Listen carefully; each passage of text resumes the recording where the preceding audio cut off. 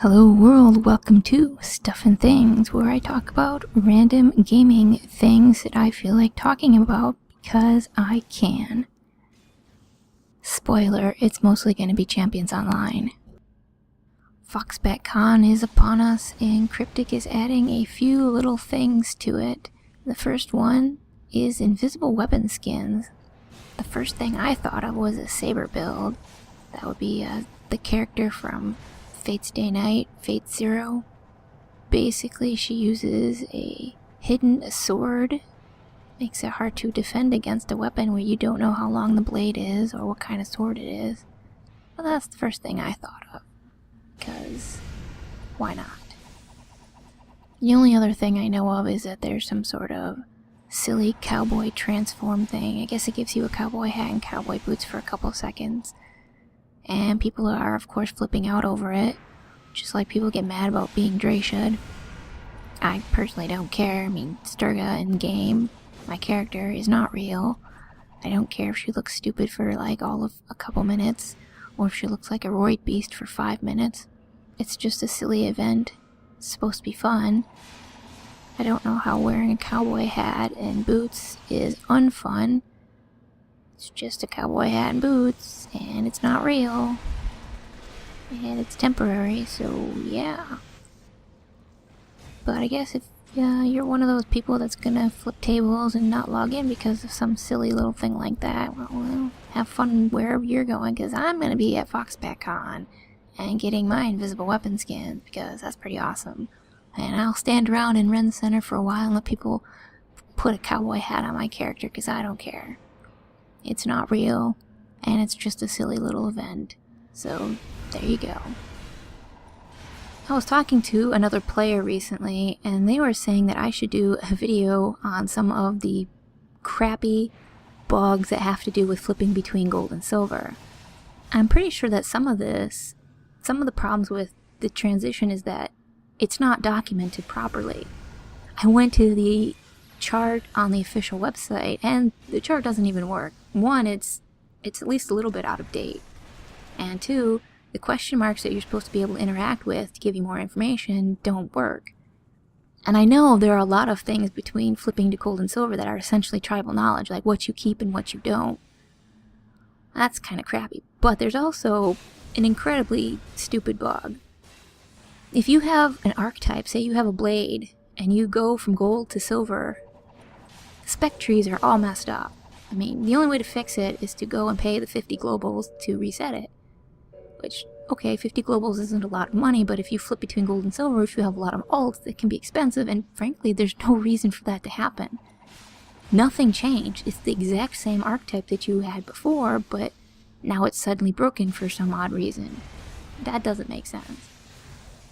It's kind of silly, but it's hard to do a video when the official stuff is not even there and so much of it requires tribal knowledge. It's just kind of irritating. Another thing she was talking to me about was her theory on why people cannot get Nemesis clues at all. Remember, the Nemesis system was created before On Alert, where you weren't necessarily coming into contact with other people's Nemesis outside of actual Nemesis missions. But now you can. And you can pick up other people's clues. So what if, when you're picking up these other people's clues, you're essentially dooming them to never be able to pick up any new clues themselves? I don't know how this information is stored in the database, but it would make sense if when they originally made the Nemesis, that it was just kind of like a simple flag. The clue is out for your Nemesis or it's not. So even if you don't have that clue, it's out there. So unless someone else destroys it, you may never get a clue for that character again. It may not be the only reason why people can't get more clues, but that would definitely make sense. I mean, it would really suck, because there's a lot of people who cannot progress the Nemesis missions. They can never get another Nemesis, and there's nothing they can do about it, because they don't get clues anymore. I mean, what if someone gets your clue, and then they stop playing the game? Then you're just hosed forever, and there's nothing that can be done. Obviously, there's no 100% way to know this unless you work at Cryptic and you can look at the code, but that kind of sucks. If that is the case. I mean, she did testing with her friends, so I have no reason to doubt her, and it totally makes sense. So I don't know when the inability to get clues started kicking in, but I know I've picked up other people's clues and alerts. As expected, after sitting on my 5,000 Zen for a couple weeks and then being impatient and buying a freeform slot anyway, there was a sale. But I re-rolled Sturg as a freeform, and I picked up the second freeform slot, so I have both of them going. Sturg is already at level 40 and fully decked out in all sorts of fancy gear. It is kind of heavily gear dependent, but it does have just enough survivability that I can tank quite a few things. I can actually tank Blaze, Gravitar, Harbinger, and Warlord. I can't tank Frosty. I can't solo Gravitar. My ability to tank Gravitar depends on the rest of the team being alive so they can get hit in the face with the extra gravity cascades. But I do have to block a lot and heal, but I can do it. It does require, you know, paying attention. Actually, I prefer it this way. Being able to tank through sheer damage output and being careful and blocking and stuff. Although for Harbinger and Blaze, part of being able to tank them depends on turning down the obnoxious graphical effects on them. It is almost impossible for me to tank Blaze if I can't see her rimfire, because I have no idea when she's about to use it and hit me in the face, which could possibly kill me. And she always has. It seems like every Fire and Ice I go into, there's always someone that drops toxic clouds all over the place. And she'll always be poisoned and always have this toxic fog all over her, so I can't see anything unless I have the graphics turned down for the player effects. It's just irritating that I have to remember to do that just for those 2 rampages. I don't have to do that anywhere else. The other thing I don't like is that if I have the player effects on low, it means I can't see certain things, like I can't see auras. Means I can't see my aura, even though I don't use them very often. I like to see them. And then the prize circle that is completely invisible. I think there's some other things that are completely invisible, which sucks. Although the fire cages are not invisible, so that's good. Those things do go invisible, and they have nothing to do with the settings for the graphical effects. I have turned the camera and then been like, oh, hey, that fire cage just turned invisible. That's not a good thing, because someone probably else can't see it, and someone might run into it and kill a whole bunch of people because they can't see that it's there. I don't know why it does that. It's irritating. It's like you're supposed to be careful and not lunge into it or run into it, but if you can't see it, how are you supposed to be careful? You don't know it's there. Oh, speaking of lunging into things, you can actually cancel a lunge. You have to move backwards and hold the block button during your lunge, and you will eventually start moving. You'll slow down, and if you keep holding back and block, you'll actually start moving backwards instead of forward. You do have to be quick about it, and it is much easier to do it on a controller, but it's possible to do it on the keyboard as well. You just have to hold block and then hold down the S key until you cancel it. I don't know if it will stop you from breaking stealth if you're in stealth, because I don't really use my own stealth very often, even though I have Night Warrior. But there you go. You can cancel a lunge by holding block and moving backwards. Basically holding in the S key or holding back on the controller.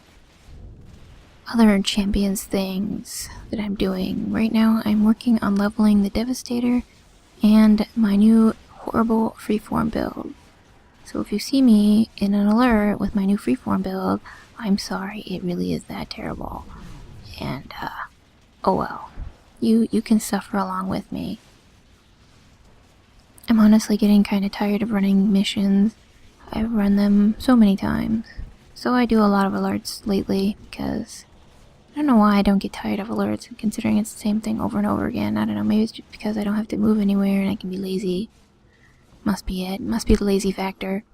But yeah, Devastator is the next archetype I'm doing. And then I also have a Behemoth that's probably not even level 10 yet, but he made his outfit, and that's about all I have for him. Other games that I'm playing, or well, in the case of Diablo 3 that I should be playing because Season 2 is about to end, and I still don't have my monk up to level 70. Pretty sure she's level 60 something, so I'm gonna have to take advantage of that double experience and push her up those last few levels and get my pretty boot and pants skins. The helmet from the last season actually really cool looking. I don't like the shoulders, they're just weird and big, and they have that floaty shoulder thing going on that I never really liked. I wonder if they're gonna do double XP for the end of the season every time, because then I will just do my characters right at the end of it for the season and level them up during the double experience, which means it'll be really quick. Yep, that's right. I leveled up a whole new character just so I can get some pretty armor skins. Speaking of armor skins, Path of Exile started their 1-month event this week, and the rewards for completing challenges are fancy armor skins, so I'm going to participate in that. They actually have 2 different skins. There's a blue set and a red set. The blue set is for the softcore league and the red set is for the hardcore league. I'm going for the blue set because I actually like the blue set. I like the blue. I don't think I'm going to get the whole set, but I'd probably get at least 2 pieces. I don't know. Although I do like the red boots, so I might roll up a hardcore character just to get the boots.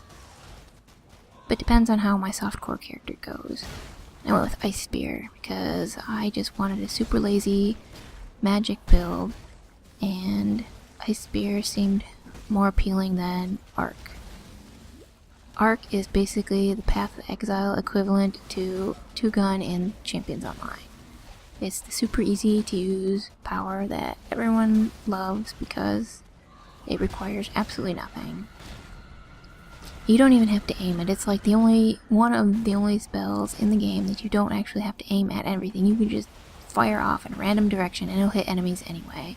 And then it'll arc automatically between them. Or chain, I should say. So, it's funny to use it, but I decided to go with ice powers so I could just freeze and shatter everything. Ice Spear has a really high critical hit chance, so yeah, I can pretty much shatter and freeze everything. It's a lot of fun.